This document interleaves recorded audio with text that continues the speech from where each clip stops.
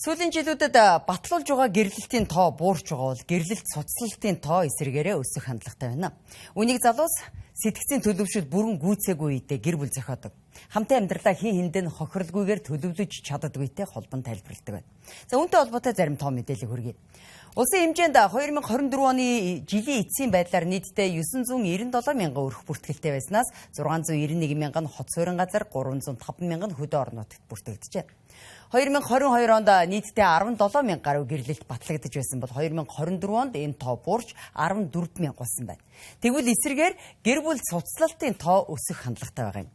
2019 онд 4200 гаруй гэр бүл цуцлалт бүртгэгдсэн бол 2024 онд гэр бүл цуцлалт 4400 гаруй болж өссөн байна. За баталгаагаа цуцлуулсан гэр бүлийг хамт амьдарсан жилээр нь авч үзэх юм бол нэг хүртэлх жил хамт амьдарсан гэр бүл 3 орчим хувийг эзэлж байна. За 1-ээс 3 жил хамт амьдарсан гэр бүл 12% байгаа бол 4-өөс 6 жил болсон гэр бүл 11%, харин 7-оос 9 жил болсон гэр бүл 10% та байна. Харин үлдсэн хувийг 10-аас дээш жил амьдарсан гэр бүл эзэлсэн байна. Өөрөөр хэлбэл гэрлэлтэд цуцлуулсан хосуудын 60 гаруй хувь нь 10-аас дээш жил хамт амьдарсан гэр бүл байна.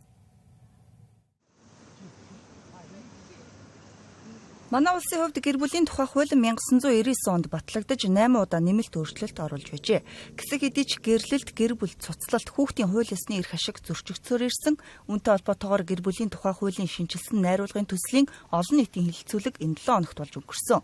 Ингэхдээ гэр бүлийн маргааныг оновчтой шийдвэрлэх, гэр бүлийн гишүүдийн эрх ашигыг хамгаалах асуудал нэн тэргүнд яригдаж байгаа. Тухайлбал нийслэлийн хэмжээнд шүүхээр гэр бүл цуцлуулсан 6800 орчим иргэн хүүхдэд тэтгэлэг олгох ёстой ч 50% нь тогтмол төлдгөө. Цаашлаа талууд эцэг их асраа хамгаалагч байх эрх үүргээ үл ухамсарлаж талууд байнгын маргаан зөрчилтэй байдаг гэдгийг мэргэжилтэн онцоллоо. Хэдий гэр бүл ингээ шүүгээр цуцалж байгаа ч гэсэн одоо цаана хүүхэд байгаа хүүхдийнхээ өмнө хүлээсэн хариуцлага үүрэг байгаа гэдэг эцэг эхчүүд бас ухамсарламаар байгаа. Тэгэхээр энэ үүргийн эцэг эхчүүд бас заавал одоо төрийн байгууллага, ялангуяа энэ албатлагын чиг үүрэгтэй байгууллагаар шахаж шаардуулж хүүхдэд мөнгө өгнө гэдэг бол байж боломгүй асуудал байхгүй. Тэгэхээр эцэг эхчүүд бас үүрэг хариуцлага ухамсарлах нь бас зүйтэй л гэж хэлмээр байгаа. Тэгвэл иргэдийн зүгээс гэр бүл зохиох болон гэр бүл төлөвлөлтийн асуудлыг наривчлан авч үзэх хэрэгтэй гэдгийг хэлж байна. Тухайлбал өөрийгөө болон хамтрагчаа сайтар таньж мэдэх, ойлголцож ярилцах хэрэгтэй гэдгийг хэллээ. Хүмүүс ч одоо эхэндээ бол нэг юу авахгүй шүү дээ, нөгөө муу зан чанаруудаа гаргаж ирэхгүй. Тийм болохоор нэг нэгнээ сайн судлаасаа л гэж хүсэж байна да.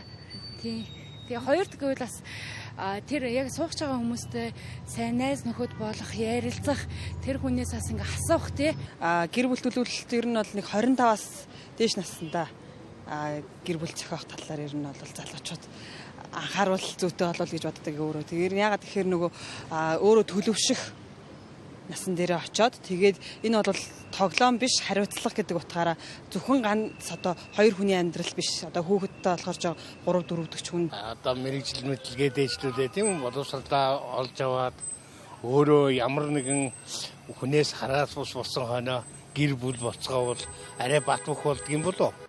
Гэр бүлийн зөрчил маргаан нь санхүүгийн хүрэлцээгүй байдал, архиталт, араар тавилт, үзэл бодлын зөрчил зэргээс үүдэлтэй гэдгийг албаны хүмүүс мэдээлэлсэн. Тэгвэл сэтгцийн төлөвшөл бүрэн гүйцсэн үедээ гэр бүл зохиох хэрэгтэй байна. Мөн гэр бүл төлөвлөлт нь эхнэр нөхрийн хин хинд нь ашигтай, ямар ч хохиролгүй ах шаардлагатай гэдгийг сэтгэл зүйч тайлбарллаа.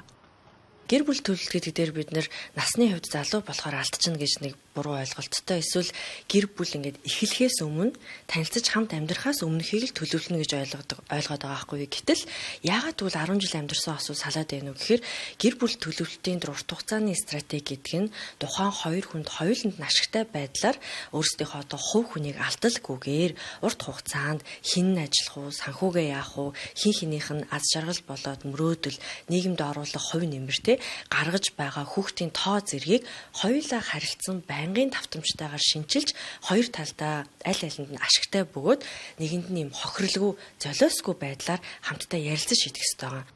Үүнээс гадна гэр бүл цуцлалт ганцхан хууль эрх зүйгээр бус хоёр хүн хоорондын ойлголцол, хүлээн зөвшөөрөл, тохиролцлын хүрээнд явагдах шаардлагатай байна.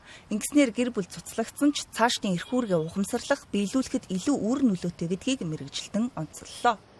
нөгөө үзэн ядаж ч юм уу аюу хэцүү салалт үр хөвгтэй нуулзуулахгүй байх ямар нэг ямар барьцаалах те маш хүн хэлбэрийн хэрүүл маргаан хүчрхийлэл үе салчгаар буцаага тэр хүнийг зөвхөн хуулийн хүрээнд хариуцлага тооцоход хэцүү нөхцөл байдал үүсэж байгаа. Тэгэхээр энэ чинь нөгөө сэтгэл хөдлөл болон маш олон зүйлийн хамтын нийлбэр нь өөрөө гэр бүлийн нэгж байдаг учраас салах үедээ бид нэр тохиролцож сэтгэл зүйчтэй байж зөвөр харилцан ярилцаж бүх мэдрэмжийг нь тохируулж ингээд гэрээ хилцээр хий салах хэрэгтэй.